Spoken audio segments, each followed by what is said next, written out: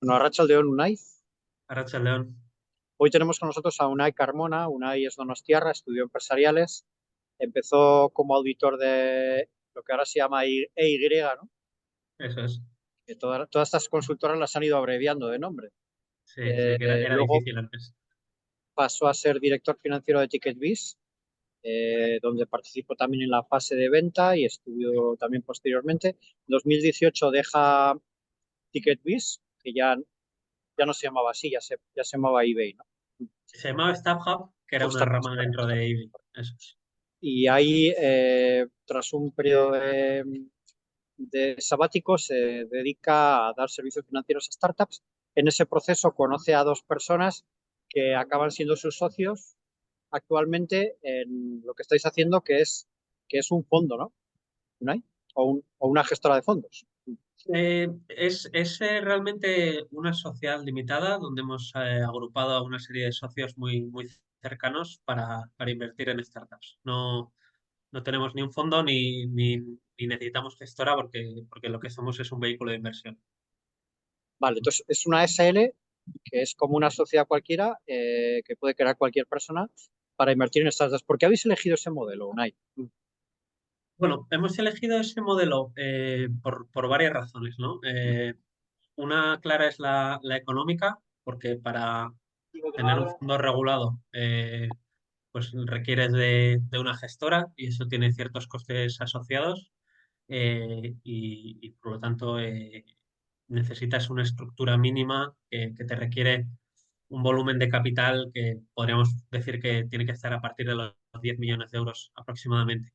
Eh, y en nuestro caso es una SL que tiene comprometidos 2 millones de euros, desde la cual vamos a hacer inversiones en fases muy iniciales en startups.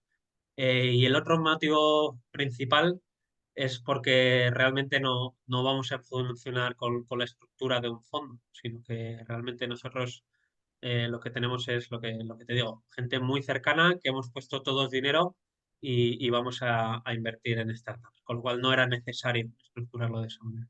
Vale, los tres socios iniciales, que no lo hemos comentado, sois tú, por una parte, Iker Cámara, eh, y también está Idoya, ¿no? Y doy ahí turbe, eso es.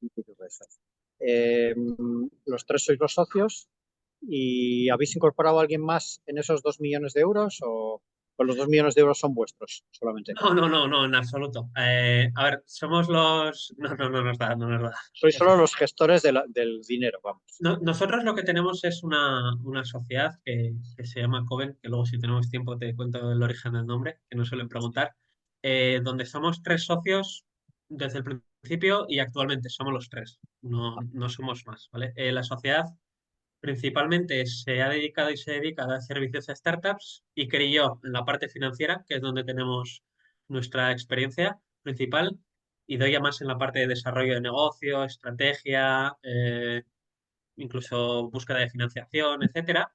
Y a partir de ahí es como surgimos. ¿Qué ocurre? Que además de dar servicios, pues teníamos una inquietud por invertir en startups. Entonces, desde el principio lo hemos hecho con dinero propio, es decir, de alguna forma renunciábamos a parte de salario para guardarnos parte de nuestras ganancias para invertir en startups y poco a poco fuimos viendo que gente cercana, y yo creo que esto es algo bastante común, según nuestro diagnóstico en Euskadi, tenía bastante inquietud por el mundo de las startups, ¿no? Cada vez ha ido saliendo más en prensa, ¿qué es esto de una startup? ¿De qué va esto, ¿no? En un entorno tan industrial como el de Euskadi.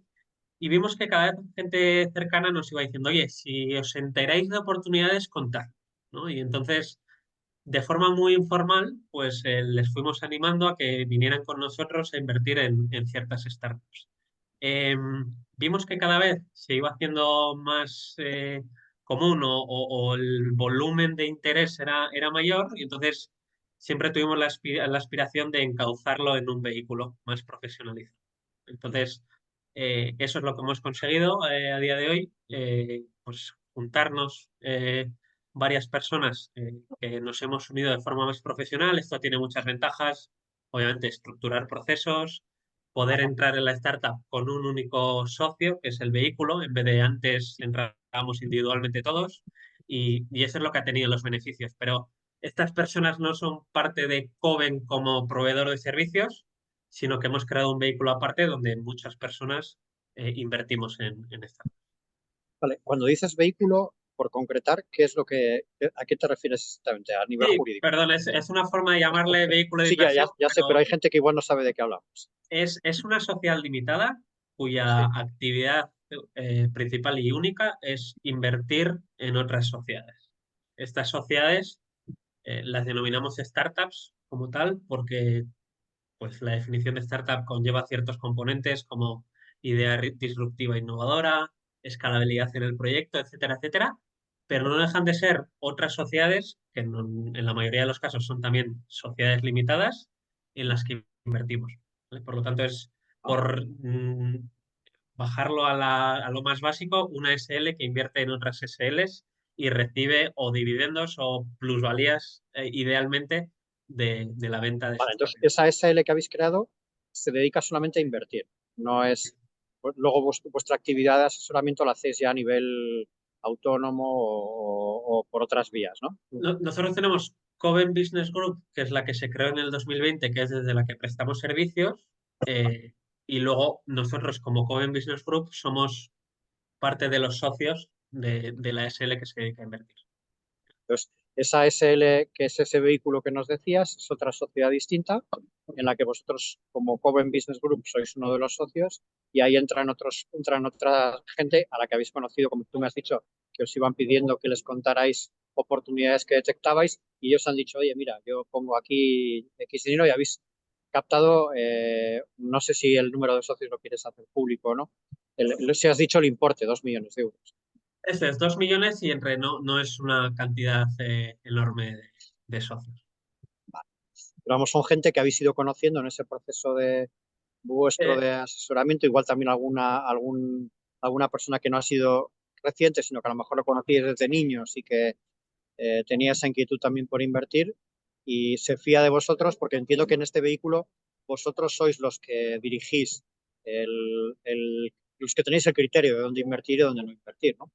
Nosotros, di- digamos que dirigimos el vehículo en el sentido de que toda la parte de la selección de proyectos invertibles la llevamos nosotros.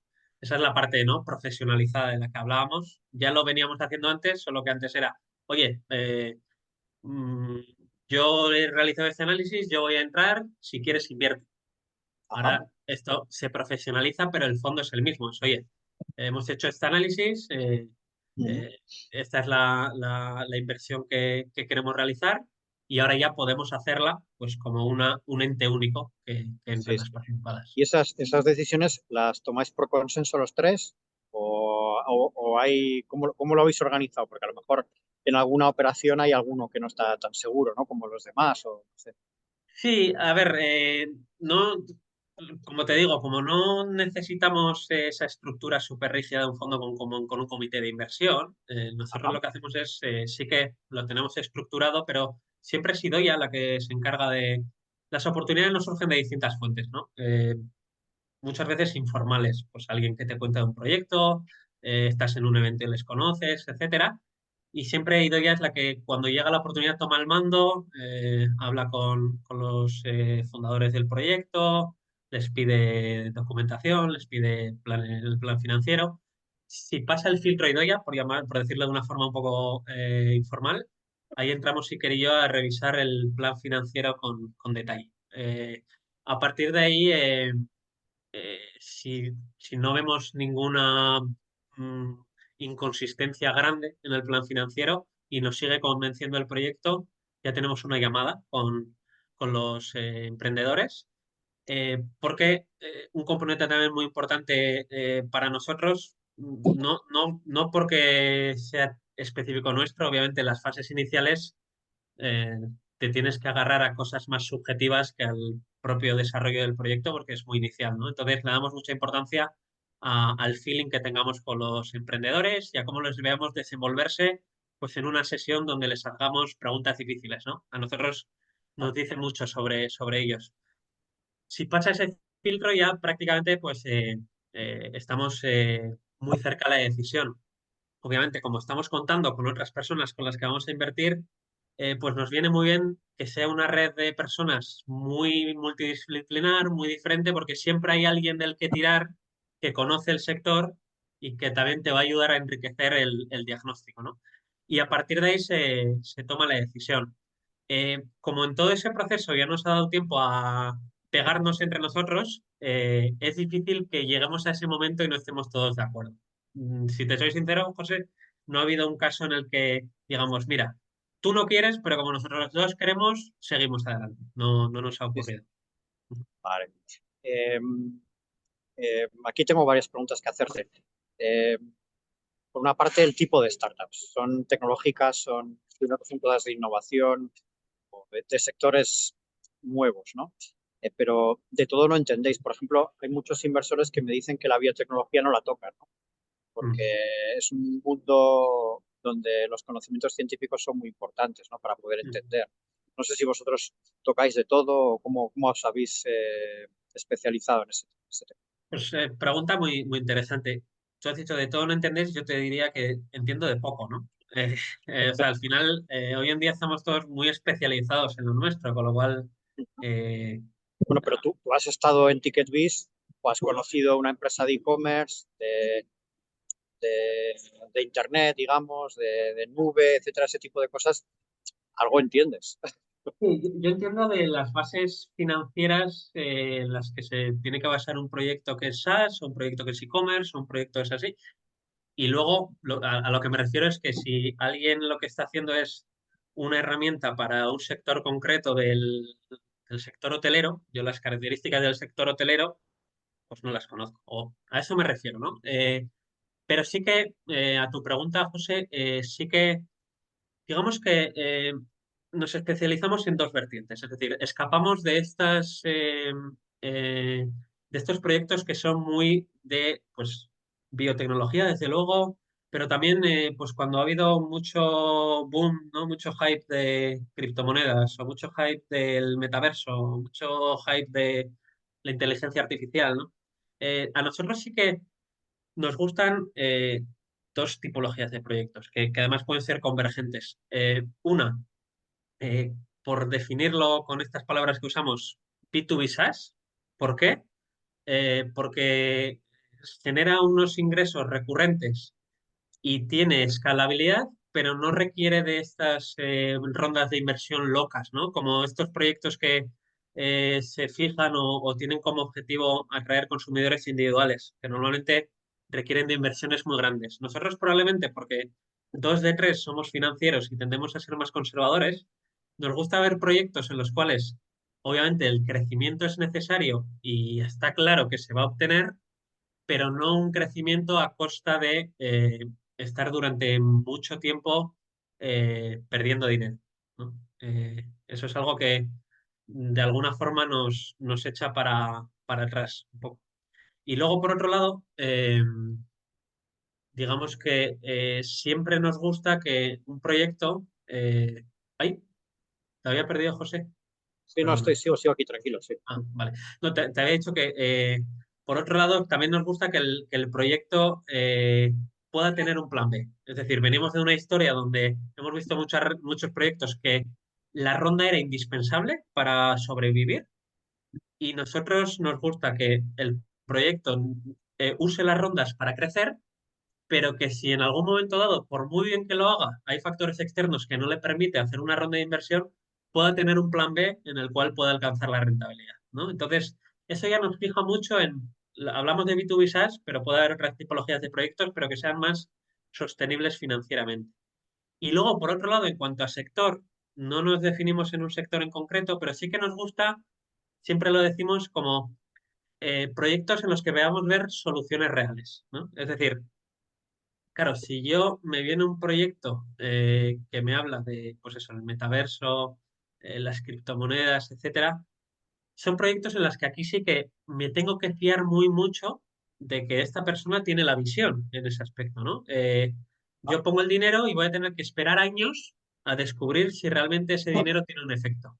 Mientras que si lo que estamos haciendo es digitalizar un sector, darle una solución a un sector que no tenía hasta ahora, enfocarlo de otra manera.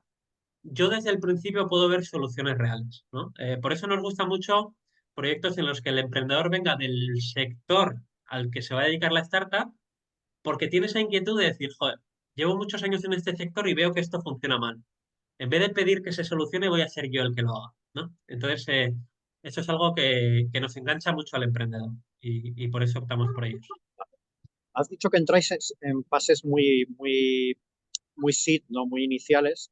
Eso Ujú, entraña mucho riesgo también, ¿no?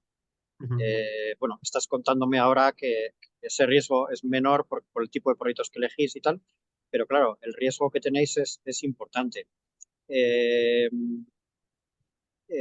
no sé si, claro, hacéis un análisis financiero, hacéis un análisis también del modelo de negocio, la estrategia, etcétera. Eh, pero entiendo que estáis entrando muchas veces en proyectos que todavía no están facturando nada, ¿verdad? En la mayoría de los casos ya han empezado a facturar algo, pero sí que hay algún caso que ni siquiera han empezado a facturar. Y esto también es mayor riesgo, pero también si sale adelante, evidentemente la recompensa será muy superior. Ujú. Se habla mucho de los inversores iniciales de TicketBiz cuando les fueron a contar el proyecto con un PowerPoint, ¿no? Entonces, eh, esos evidentemente son los que más se llevaron, ¿no? En el momento de la venta. Sí. Eh, entiendo que vosotros entráis en ese riesgo porque esperáis que se vendan a múltiplos muy superiores a los que habéis entrado. Ujú. Ese es un poco el modelo. Sí. Sí, sí, a ver, obviamente somos conocedores del riesgo mucho mayor que tiene el entrar en esa fase y la rentabilidad potencial mayor que tiene.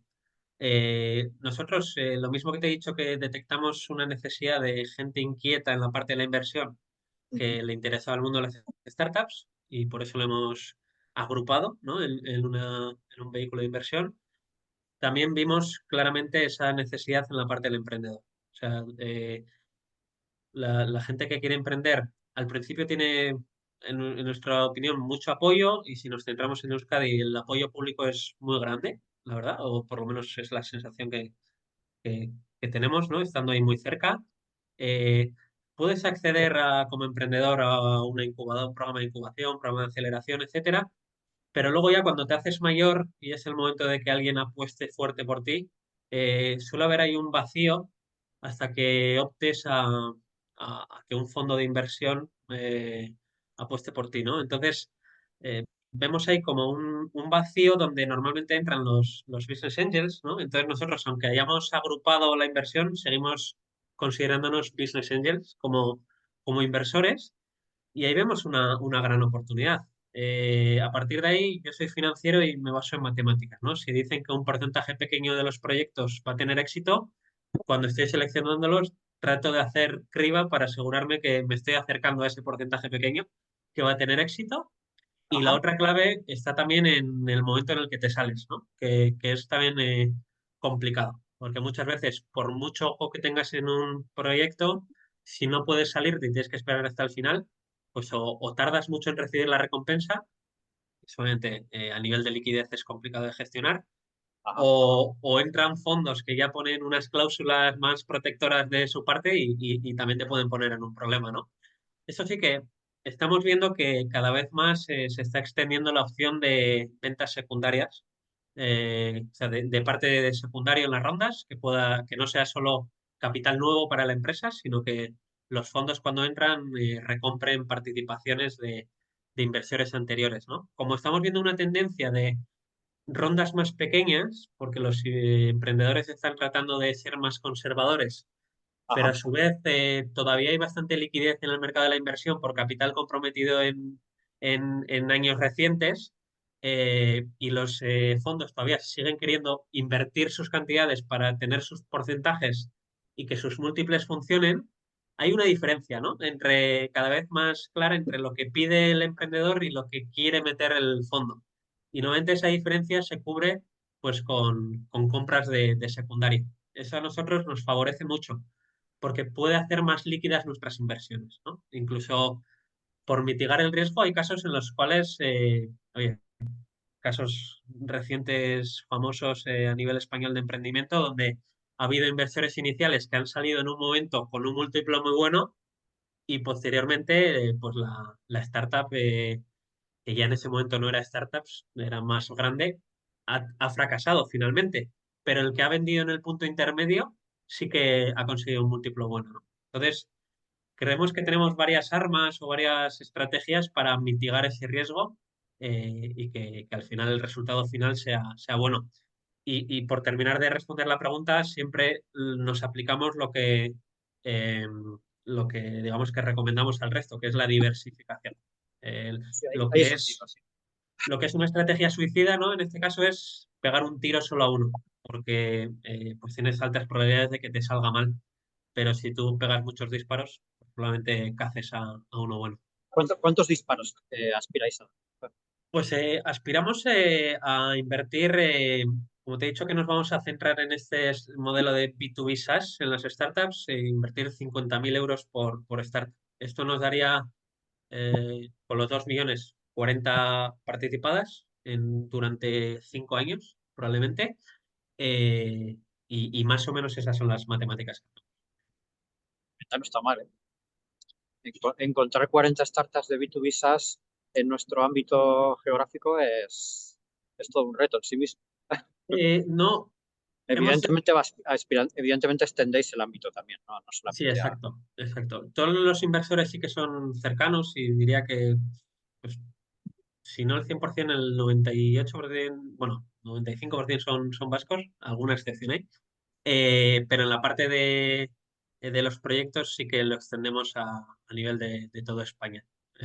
Tenemos buena relación con los ecosistemas de emprendimiento de Madrid, Barcelona, Valencia, algo que se está viendo pues, más en Málaga, incluso contactos en Canarias, en otras geografías, y por lo tanto no. Sí, 40 en 5 años en Euskadi sería complicado.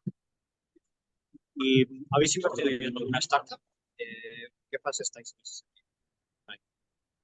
¿Habéis, perdón, repite la Sí, pregunta? quería preguntarte si habéis invertido ya en alguna o estáis todavía empezando. Nosotros, como te he dicho, desde que empezamos como Coven, incluso antes de juntarnos los tres a nivel individual, hemos coincidido en muchas inversiones. Sí, me refería Entonces, al último vehículo, al que habéis creado con los 2 millones. llevamos tres Tres ya, ¿eh? invertidas en pocos meses. Sí. No sé si puedes contarnos algún nombre. Sí, sí, porque ya están invertidas, con lo cual no hay ningún problema. Yo, es que Pues mira, yo tengo que preguntártelo, que no me sí, sí, no, que no me lo sobre todo además, entiendes. mira, le doy bombo, porque además lo entrevistaste hace poco a Sir Bengoa de Rebel Tickets. Ah, eh, y bueno, buena startup, sí. como yo había pasado poco tiempo en el mundo de la reventa de tickets, Además que ese tema lo pues conoces muy bien, sí, sí. efectivamente, pues casi que me pilló en casa, ¿no? Y como además le está dando un enfoque diferente, ¿no? En lo que él llama la reventa moral, ya te lo explicaría bueno, vi la entrevista, con lo cual te lo explicó de forma extensa, pues me llamó mucho la atención y mira, pues terminamos invirtiendo en ellos y hoy en día les acompañamos un montón. Mm. Sí, sí, sí. Y luego hay dos más, ¿no? Que habéis invertido ya. Efectivamente, una que es bueno, una herramienta para equipos de recursos humanos. Que, también esto lo hemos vivido de primera mano, ¿no? El ver a equipos de recursos humanos perdidos en Excel, sueltos y con una gestión complicada de la parte numérica que suponen los recursos humanos. Y es una herramienta que, digamos que ordena y facilita mucho la gestión para ellos y también invertimos en ellos. Como te digo, siempre ves que siempre tiene un componente que nos suena cercano por nuestra vivencia o por cómo vemos el modelo financiero de la Sí, sí, startup. sí. Y bueno, ¿cuánto tiempo dedicáis a esto? Que vosotros tenéis vuestra actividad de asesoramiento, que seguís haciéndola, y Mm. a esto, que os gusta, ya me has dicho desde el principio que la principal razón por la que os habéis metido esto es porque que os apetecía estar cerca de startups invirtiendo en ella. ¿Cuánto tiempo le dedicáis a la semana? Poner una semana típica. tiempo específico de decir, ahora mismo le estoy dedicando tiempo a la parte de inversión y Doya sobre todo le dedica más tiempo entre el tiempo que dedica a contactar con otros inversores para compartir oportunidades, tiempo a hablar con emprendedores que están buscando rondas, seguimiento a las participadas, etcétera. Probablemente Idoia, no me equivoco si digo que dedica la mitad o más de su tiempo.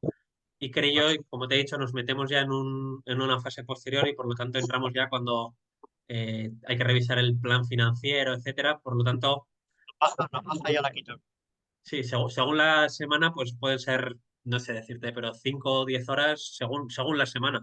O alguna semana igual está mucho más tranquila y no le dedicamos tiempo. Ese es el tiempo específico que yo podría cuantificar. ¿Qué ocurre? Que como nosotros de por sí en nuestro trabajo del día a día estamos continuamente en contacto con startups a las cuales asesoramos en la parte financiera o incluso con inversores a los que también les ayudamos en la parte financiera, implícitamente es un tiempo que también se lo está dedicando a ello. ¿Por qué? Porque ha habido ocasiones en las cuales startups que han empezado siendo clientes de nuestros servicios han terminado siendo participadas, ¿no? De la misma forma que a veces nos ocurre lo contrario. Empiezan como participadas, al principio normalmente ninguna startup percibe la necesidad de tener la función financiera y cuando la necesitan ya nos conocen y se convierten en clientes. Entonces, no es un trabajo directo, pero es verdad que nuestro trabajo del día a día también nos permite conocer muchas startups que son futuribles participadas. Sí, sí. Y te iba a preguntar también por qué pasa si alguien que nos escucha quiere invertir. ¿Estáis todavía abiertos o ya habéis cerrado el No, foco? nosotros, como te he estado repitiendo, ¿no? No somos un fondo. Nosotros no comercializamos, entre otras cosas, porque no podríamos hacerlo. Obviamente, lo nuestro es algo Sí, sí. privado, en lo cual nos hemos juntado unos socios para invertir. Por lo tanto, no existe la posibilidad No vais a hacer ampliaciones de capital por ahora. no tenemos, esto daría para otra entrevista muy larga, ¿no? Pero no tenemos ansias de crecimiento brutal en lo que hacemos. Somos muy, ya te he dicho, ¿no? Somos tres y no aspiramos a ser más, no hemos creado equipo ni Sí, sí. aspiramos a crear un equipo enorme, sino que nos gusta tratar muy de cerca las startups y en algunas de ellas invertir. Por lo tanto, es algo que de momento lo llevamos así. Y ya terminando, alguna pregunta más de tipo más personal. Me decías al principio que, que tú, pues que notabas que tenías cierta inquietud por invertir en startups. Ujú, Tú habías conocido una startup porque trabajaste en ella como CFO, así que conociste las tripas. Además, el CFO las conoce de verdad, ujú, con sus cosas buenas y sus cosas malas, porque ujú. imagino que en TicketBiz hubo momentos de mucha tensión financiera Sí, que los tuviste que vivir en primera persona, ¿no? ujú, Eh, Muchas alegrías, pero también tiempos duros. ujú. Eh, ¿Qué es lo que te atrae especialmente de las startups? ¿De dónde surge esa inquietud? ¿Cómo lo describirías un poquito? A ver, en origen, te tengo que ser totalmente sincero, José. Yo me encontré con el mundo de las startups de forma accidental.